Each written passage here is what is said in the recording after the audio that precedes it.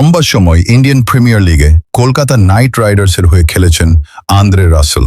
IPL থেকে অবসর নেওয়ার পর দলটির কোচিং প্যানেলে যোগ দিয়েছেন তিনি। সব মিলিয়ে কলকাতার ঘরের ছেলেতে পরিণত হয়েছেন এই ক্যারিবিয়ান অলরাউন্ডার। রাসেলের সম্মানে এবার বিশেষ একটি উদ্যোগ নিয়েছে কলকাতা। 12 নম্বর জার্সি পরে কলকাতার হয়ে মাঠ মাতাতেন রাসেল, তাই 12 নম্বর জার্সি আর কাউকে না দেওয়ার সিদ্ধান্ত নিয়েছে ফ্র্যাঞ্চাইজিটি।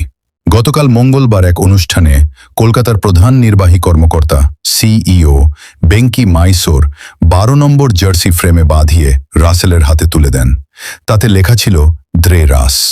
রাসেলের হাতে জার্সি তুলে দিয়ে তিনি বলেন, এই 12 নম্বর জার্সি সব সময় শুধু তোমারই থাকবে, অর্থাৎ ভবিষ্যতে আর কেউ কেকেআরের 12 নম্বর জার্সি পরে খেলবেন না।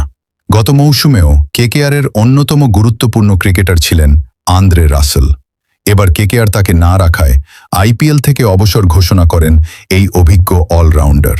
কারণ হিসাবে জানান, কেকেআরের বিপক্ষে খেলা তার পক্ষে সম্ভব নয়। রাসেলের আবেগ এবং দলের প্রতি আনুগত্যকে সম্মান জানিয়ে তাকে দলের পাওয়ার কোচ হিসেবে নিয়োগ দিয়েছে কেকেআর কর্তৃপক্ষ।